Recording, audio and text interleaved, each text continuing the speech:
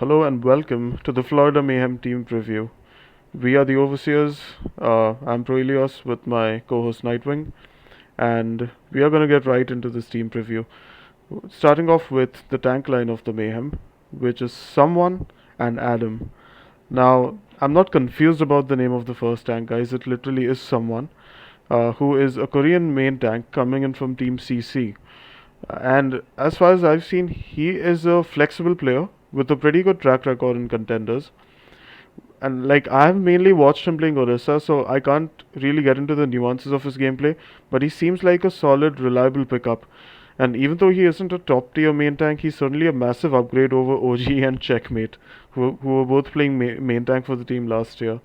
So considering his track record and like the different heroes that I've seen him play, although not a lot, I think he's going to be a good pickup. Any thoughts on someone, Nightwing? Yeah, I mean, if you look at the teams that someone has played on in the past, he has played on Team CC, who did do well for themselves, but they did not do very well for themselves when someone was playing for them. It was the previous iteration of Team CC that actually did well. When someone was playing main tank for Team CC, they just sort of fell flat a little bit. They came fifth in contenders, which was not great. And before that, he played for Genji. They did all right for themselves, actually, but that was way back in 2020. So this past year for someone has not been exceptional, uh, but he is still solid, and he's been picked up right before he turns 18. He's actually turning 18 in just a few days. So that probably goes to show that he did really well in tryouts and seemed to work well with the team as well as appeal to the coaching staff, I guess. So I guess there's some hope you can hold out for him. Always nice to see rookie talent come into the league. So I think I'll probably take just about any actual tank player instead of whatever mess the Florida Mayhem pulled last year. So yeah, I'm still okay with this pickup for Florida, considering the caliber of the rest of the team. Mm-hmm. And how excited are you to see Adam finally getting a genuine shot in the Overwatch League after what happened to him with the LA Valiant last year?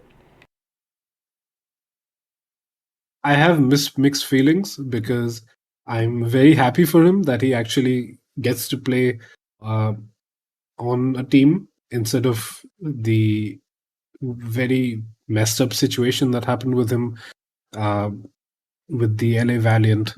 And so, yeah, in that sense, I'm excited to see what Adam has to bring to the table at the Overwatch League stage. He's played his, as far as I know, he's played most of his contenders career on fairly high ping because he's an OCE player that's been playing on NA contenders for ages now. And I think that goes to show that he has a great deal of skill, and it's not just a technical advantage that he's able to abuse like everyone else. He's overcoming that advantage and still playing really well. I think a parallel to this would be someone like Fielder, I guess, from that you saw in season 3 play for the Pass Eternal. So in that sense, we might be in for a new ping king, uh, hopefully, and I do really hope that that works out well for him. He's had really good results playing on basically whichever team he's been playing on for quite a while now, with very few dips. And that goes to show that he's a good prospect, a good Western prospect to be picked up. Uh, though I guess he's from Australia. I'm not even sure if that's technically Western. um, but yeah, definitely excited to see Adam. I think I still have a few reservations because I do maintain that Korea Contenders is the highest level of year 2 play. So NA Contenders is a little bit behind. So I think there's still some potential that he might have trouble uh, performing at the Overwatch League stage. But I'm pretty convinced that he'll be average, actually. Hmm. Now that is a valid concern, like considering that he's coming from the Australian region, which is infamous for being quite memey and not as good as the other regions when it comes to contenders. But I am really high on him because I've seen him playing in many tournaments in Contenders Australia, and I feel like he honestly might just be the best player in the country. Like leave aside someone like Casta, I think Adam is incredibly talented, especially on the diva, because he's been grinding in Australian contenders for really long and has had a lot of success on multiple teams. Like, I especially want to give a shout out to his incredible diva bomb usage. Like, you will see him using that ultimate in the smartest ways possible. Like, I remember this one game, like where on Gibraltar, um, Gibraltar's second point where he was defending, he realized that the enemy Mercy is going to go for res in the mega room on the left side, and he just launches a bomb in there just as she begins her res and gets two people. Like, that is some next level thinking right there. And like, I feel like all this praise is definitely valid as long as he's on diva, but I haven't seen him being as good on any other tank. So flexibility could possibly be an issue. Uh, but I'm still hyped to see him finally in the league. Especially with off tanks apparently being more powerful than main tanks in the Overwatch 2 Alpha at least. Like if things continue this way, he could be in a great position to start the season off strong. Like just solo tanking on Diva, who also seems like a good pick. So I'm optimistic about this pickup, and all in all, I think along with someone they cover a lot of bases, and it's a pretty good tank line to have going into a new game. So I think we can move on to the DPS line then, Nightwing. Um, would you like to just share thoughts on Checkmate first, who's evidently the star player on this roster, considering he's the only one retained? Yeah, I mean, to be perfectly honest, I think Checkmate should nearly be a non-factor on this team. Um, I don't think he performed exceptionally well when he did play DPS here and there in the previous season. Uh, don't think I need to talk about his Ryan because it's completely just not, it's a non-factor as well. I mean, you won't be seeing him play tanks, so why talk about it really? Um, I think he just needs to prove himself because the very limited gameplay that he showed last year does not sway me either way, but it's definitely not a positive. Um, I think he's just going to have to be treated as a rookie almost on the DPS role this season, is what I think. Yeah, I mean, like, Checkmate, let's just face it, right? He was a terrible main tank last year, and I don't even believe he's that great of a DPS. I've watched him playing in OZ Gaming a little bit, and I think he played probably like one map on DPS last year. Just like, didn't impress me at all. And it's funny that he's the only guy to remain on this roster from last year, considering they had the likes of Yaki, Slime, and Gangnam Jin. But honestly, I think he's one of the weakest players. Period. Going into the next season of the Overwatch League. Um, I don't think that's a hot take, to be honest. But I'm just gonna leave it out there and move on to the next player that's been signed, which is Mirror. And Mirror is a flex DPS coming in from the LA Gladiators, and he's known for his elite Doomfist play. And I feel like he might even be fielded as a tank every now and then because Doomfist has been confirmed to be a tank in Overwatch 2. And all in all, Mirror is a flexible DPS player who can also play hit scan if needed. But his gameplay isn't something to write home about, so like I don't think he'll be above league average. And I'm interested to see if you agree with me on this one, Nightwing. I think Mirror can punch above league average if he's secured into one particular role. I think he can make stuff happen on the Echo, on the Doomfist, especially if he's put in on tank. Uh, I think he has extreme flexibility, and I think that's a really good quality to have in an Overwatch 2 player. Uh, I think you might just see him pick up heroes like the Sojourn as well, or any other hero that's added. And I think it's definitely an asset to the Florida Mayhem to have Mirror on the roster, because I think it's very likely that Checkmate does not pan out. So they're going to have to field Mirror alongside Hydron most of the time. I think that's probably to their favor, and I think he'll work quite well alongside Hydron in that sense. Uh, And I think with Hydron, Mirror should sort of form a pretty decent DPS line. I don't think he's a superstar. I think there's significantly better DPS on basically every team. And I think they're going to have to work hard to prove themselves out of the LA Gladiators equation. And so I think it's definitely a new test of fire for Mirror to go through to prove himself to be a capable DPS player, and not just someone who plays every hero in the game to a okay level. Um, so yeah, I think it remains to be seen what the Florida Mayhem have planned to do with Mirror, but I'd honestly hope that he just gets put in for DPS all the time, and I don't have to see Checkmate play. Uh, if I'm being honest. No, yeah, I totally agree with that. And just talking about the final DPS, Hydron, for a little bit, who like deserves to be talked about a lot more honestly, because he is widely known as the best tracer in North America, at least in the contenders scene, and like he is a top tier hitscan player overall who can probably compete with the best hitscans in the league if you ask me. He has spent a lot of time dominating any contenders with American Tornado and then Redboard Esports, and like his Tracer and Widow are absolutely legendary. And just speaking of Tracer and Widow, I have to ask Nightwing you, what he thinks of Hydron.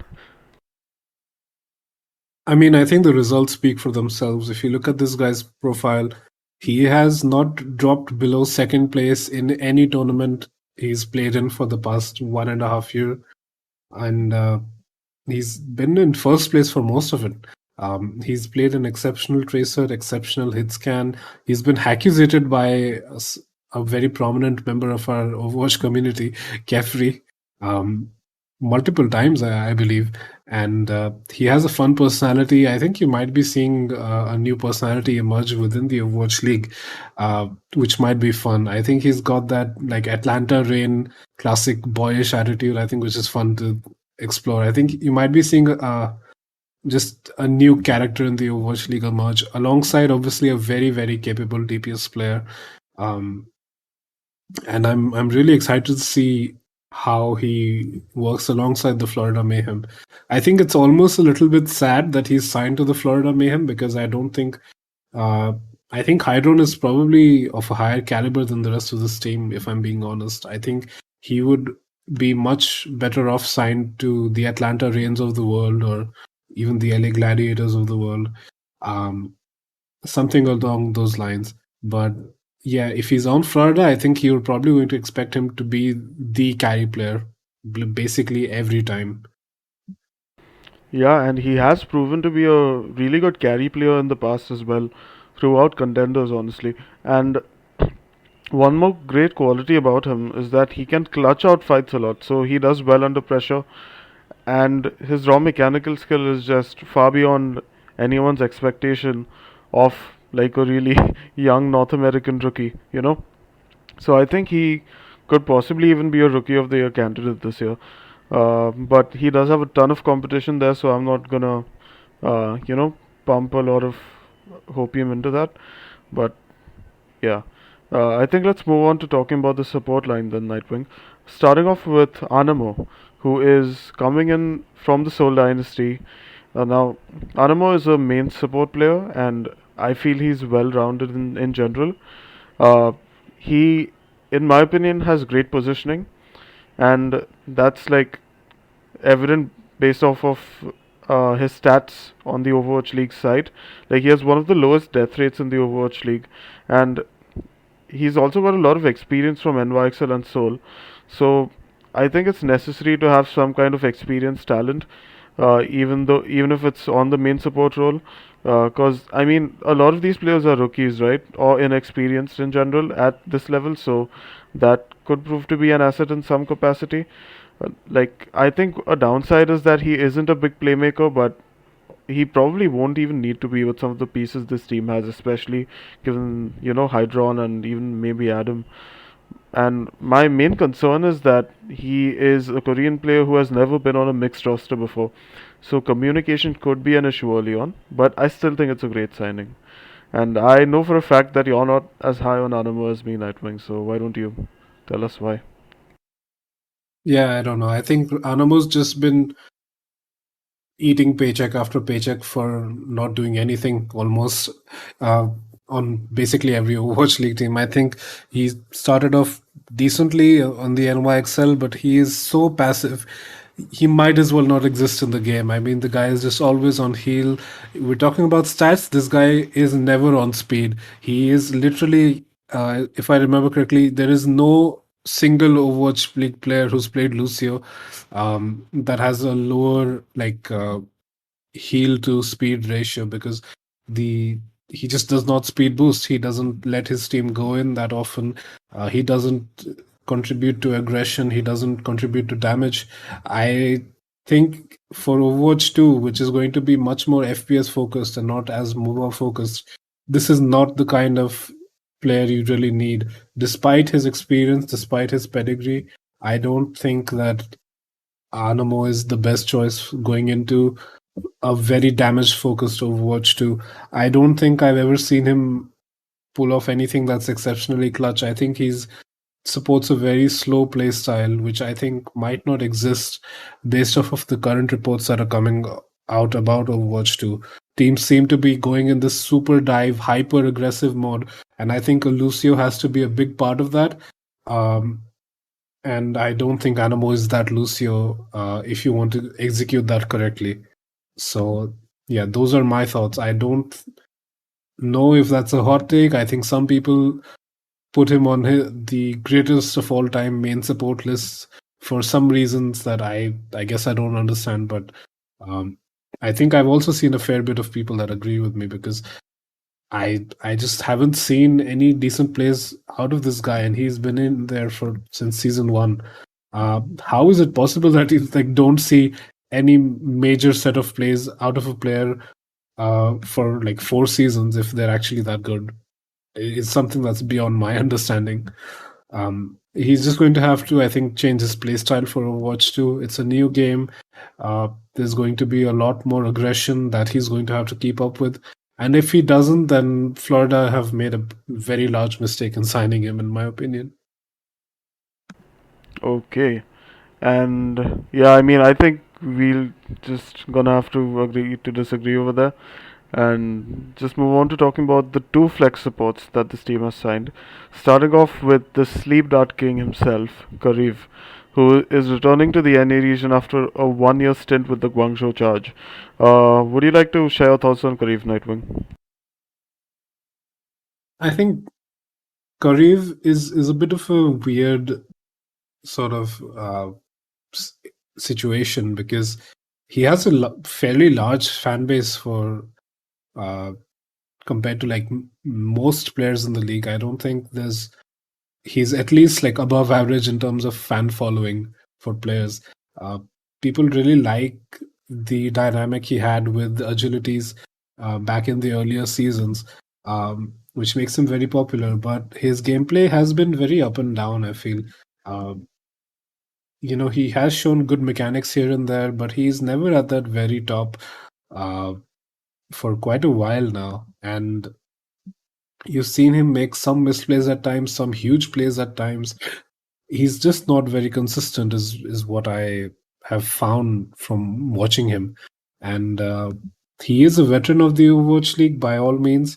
I think he's still well prepped to go into Overwatch 2. I think there's a very real possibility that he does step up his gameplay coming into this new game. And I'm still excited to see him. It's just that I don't think he's at that very top level of flex supports by any means. Uh, Probably on the low end of the second tier of flex supports, almost, maybe even third tier, just because there is an insane level of flex support talent in the league. And I think KariV is having a hard time keeping up. He does have good mechanics, but he's just not able to execute it as well as many other rookie talents, as well as established talents in the league. That's my feeler on KariV. What do you think? Yeah, I mean, I feel sad saying this, but KariV is like I just don't see him matching up to most other flex supports this season. Uh, he played individually like well last year, I think, but his full team, like the Guangzhou Charge, including him at times, were just not in sync. And even though he's not been playing badly in the past 2 years, both his teams haven't found any success. And I wonder if he's actually just worse than I feel. Like, I really don't know. It's hard to get a read on him right now. Like, KariV has been around since the beginning of the Overwatch League, and I'd love for him to see success again. But right now, you've got some really monstrous flex supports out there, man. Like, you've got Shu, you've got Fielder, you've got Fabi and Monk, you've got Violet, you've got newer players like Irony, you've got Twilight, Ultraviolet, Isayaki. Like, do you like? I don't think anybody sees KariV standing up to all of these flex supports. Maybe on Ana he can match up to them, but even that's a bit of a stretch because all these guys play a fantastic. Most of these guys play a fantastic Ana as well. I'm looking at you, Violet. Looking at you, Violet. Yeah. I mean, how can you like seriously? No, like let's talk about this sometime. Like, why the hell can't Violet play Ana? Why do you need to put Architect on Ana? Like, it just like I don't get it. I honestly don't get it. Anyway, uh, all right.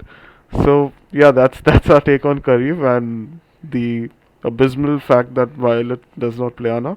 But yeah, let's move on to the final support on this team, SirMajed, who I feel is one of the weaker flex support players as well in OWL this season. He has played in EU contenders on a variety of teams with mixed results, and gameplay wise, he's just alright. He definitely pales in comparison to what we've seen in the Overwatch League, so I'm not expecting him to be super impactful on this team either. So all in all, I think it's a pretty like underwhelming support line. I think Anamo is probably the best player out of these three supports at this point, and even he doesn't make a lot of plays. He's just like kind of reliable. So I'm quite concerned for these players and the Mayhem in general because of the support line. Any thoughts on SirMajed, Nightwing? My issue with SirMajed is that he has not shown that he has not won anything recently. He has come second in a Saudi Arabian league, and the players that he lost to are mostly complete unknowns, with only a few known quantities such as Kelex and Yazan, and everyone else is a very unknown player. And he lost to those players.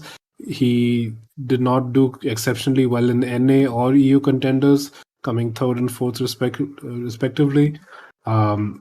He hasn't got any results to really support him being a very good talent. I think he's probably just shoved in there with minimal salary just to get by. You'd probably see KariV in most of the time alongside uh, the main support, but I don't think it makes for an exceptionally strong line, and I don't think SirMajed is particularly bolstering the support line either. I would literally just rather see Anamo, who I'm definitely not very high on, instead of SirMajed, just because I haven't seen any evidence to support the fact that SirMajed is actually a good player at the Overwatch League level, because he's struggling in these regional tournaments. Um, so it's just a very big question mark for me. I think he's going to have to prove himself. He's obviously representing his region as one of the few players that have made it to the tier 1 level from his region. So hopefully that works out well for him. I'm sure there are a lot of fans that currently play extensively on the Bahrain servers, etc., that are big fans of him, as well as players on the EU servers. So hopefully for them he can make a good showing, but I haven't seen any evidence to convince me of such. I think every other NA team has players that can easily beat him, and I think it's just an uphill climb for him. Yeah, we are on the same page over there. And let's move on to the next page of our discussion, which is the coaching line. You see what I did there? That was a nice touch. Anyway, let's talk about head coach Gunba, who has unretired from like Overwatch this off season. He has had mixed results in the Overwatch League. Like I remember, he had a ton of success with the LA Valiant in season one. Then he coached Boston, then the Valiant again, and his road was filled with a lot of bumps. And just like based on his track record and also the team that he has assembled, I'm a little worried for the Mayhem because it's such a confusing roster with an experienced but kind of inconsistent coach in terms of a track record. So I'm just all in all concerned. Like I don't really know what to think of this. Do you, Nightwing? Yeah, I think it's like you said, it's a weird situation with Gunva because he's had teams that have been slightly offbeat. I think the highest praise you can give him is for being an assistant coach for the 2020 LA Valiant, which were kind of a ragtag team made up of newly scouted talent, who really were molded into a really well functioning team by both Gunba as well as the head coach, Packing 10. And I think that's probably the best thing I can give him credit for. I think his work with the Boston Uprising was also decent, but that team did not do exceptionally well in the 2019 season. Nothing to really write home about. So it's a mixed bag, and I think it's a new game. He's retired from Overwatch for a bit. He's looked around in other games. Maybe coming back in, he has a new perspective to offer. Hopefully, that works out well for both the team as well as himself. But there's not a lot of evidence that he really has it at the moment to lead an Overwatch 2 team. But in an environment where everything is sort of in flux, I think uh, there's a slight chance that something might click. That said, it's not a great roster uh, that really could beat out other teams very easily. It's not there's no coach that's exceptional um, that I have full faith in. So I think it's they're going to have to get really lucky to make it deep into basically any sort of tournament or playoff or play-in or anything of that matter. Yeah, I mean it's just an unfortunate situation. Like I don't know. Maybe it's it. This, you know what it feels like? It feels like a Guardians of the Galaxy kind of thing. They're just like it's a funny team, right? You don't know which direction they're actually going in. Because sure, you have a mixed roster, but this mixed roster does not make much sense to me. Like sure, they've got Gunba with a lot of experience in Owl. They've got McGravy assisting Gunba. McGravy has also got a good bit of experience coaching Dark Mode NA last year, and like I think he'll be a good individual player coach based off his experience in Owl. And they've also got Dave One, who is like a Korean coach who did a lot of amazing stuff with WGS Phoenix. So they've got some good pieces here, but I find it really hard to place them somewhere because overall I really like the look of that tank line with someone and Adam. Even though they're both rookies, they are like they feel like really promising based on what I've seen. Then they've got this weird mix of DPS with like Hydron being super impressive, Mirror being just alright, and Checkmate being like garbage.